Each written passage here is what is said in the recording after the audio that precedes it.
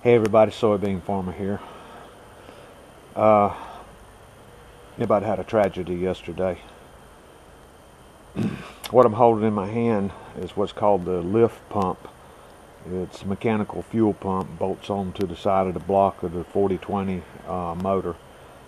And I believe this is the culprit for the near catastrophe that I'm about to describe to you.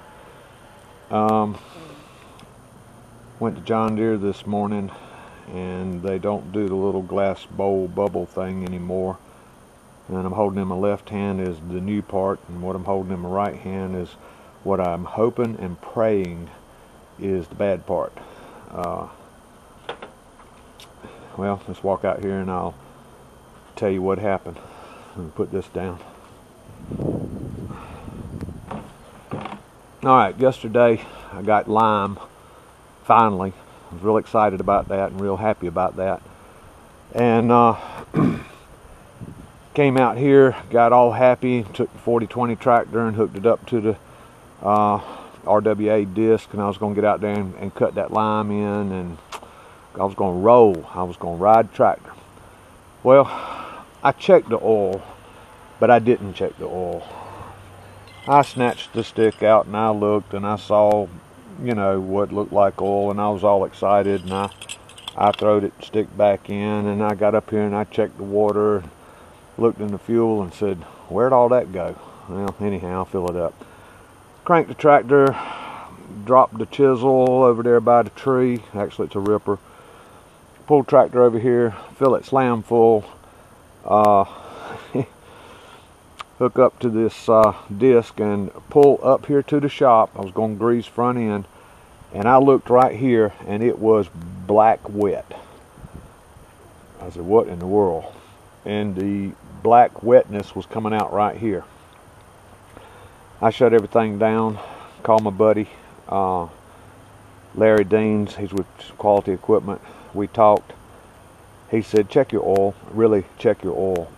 So I pulled this out and wiped it and stuck it back in, and sure enough, the level was about up to there.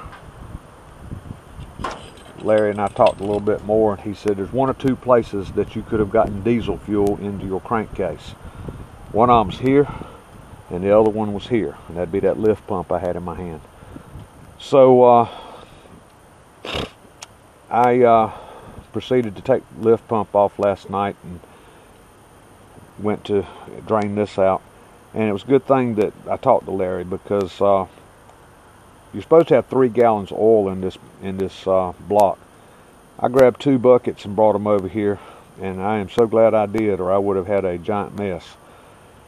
Because it was about 6.5 gallons of diesel fuel oil mix that came out of this thing.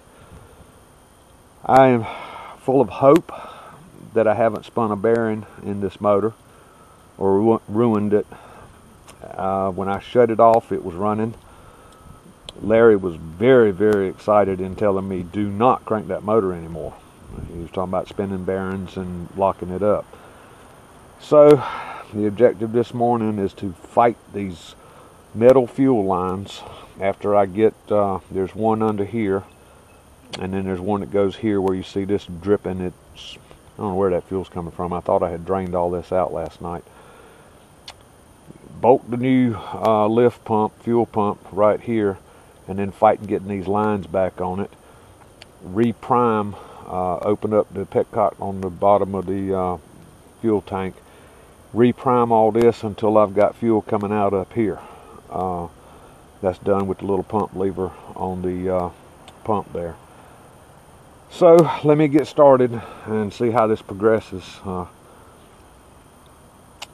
If I had jumped on this tractor and not taken a really good look at it, you'd be looking at a locked up 4020 motor. Diesel fuel is not sufficient lubricant to run in a block. A couple of subscribers recently have asked me about getting into farming, and were saying, you know, what were my thoughts on it. Well, I'm gonna tell you something.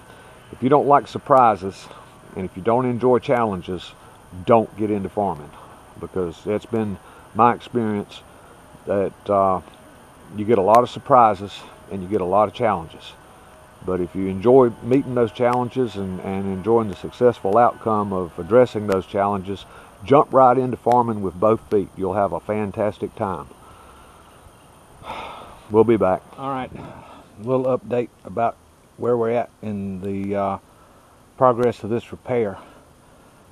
John Deere changed out the type of lift pump that they use. This right here no longer have your little glass bubble here. And they changed something down here, so that let me actually get a socket on these nuts here, so that was nice. Alright, the big aggravation here. I'm learning the hard way because, see, I've never done this. I had to kind of figure it out as I went. You get this piece when you buy it, but you got to take this piece off the old lift pump and reuse it on this piece. Out here in the front, not a problem. Back here in the back, be sure and take that piece off of the old lift pump and get it on the new lift pump before you mount the lift pump, because trying to turn it around, it hits a piece of block back here. So you have to take the pump back off and get that on. And the most aggravating part of this so far, that's steel pipe. It don't bend, it don't give. They put these bends in it when they built it. Getting this piece lined up perfectly with this piece took me about an hour.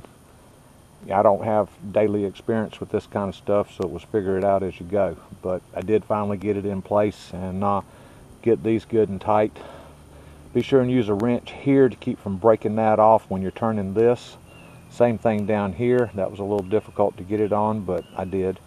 Alright, right now, and I was amazed, I didn't count the pumps, but it shot fuel out of the top of the filter a whole lot sooner than I thought it would.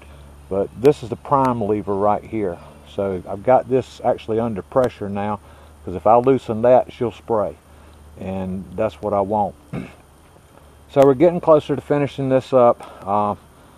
I've got to finish changing the oil filter, get oil back in it, and then we're going to have the moment of reveal. Will she crank? I got faith. The motor's not harmed, it's not locked up, it's not seized, it's going to crank. Okay, on with the program. I've checked the oil in it, I've let it sit here and run. I just took it out there and ran it a little bit with this disc, knocked rust off the blades, and it seems to be fine. So, let's try it again.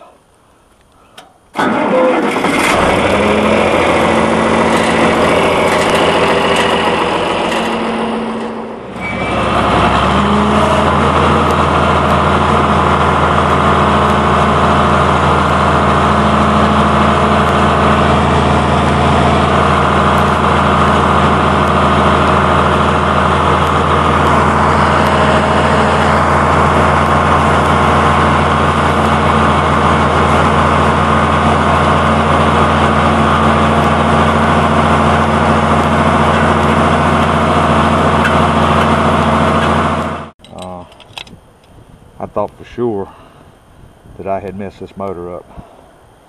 Yeah, that scared me bad. The very existence of my farm depends on each and every piece of equipment. I don't have any spare equipment or extra equipment. I've got what I need, and I need what I got. So if I lose a piece, I'm in trouble. Well, we'll just keep an eye on it. I'm gonna run it a little bit, and I hope that it's fixed.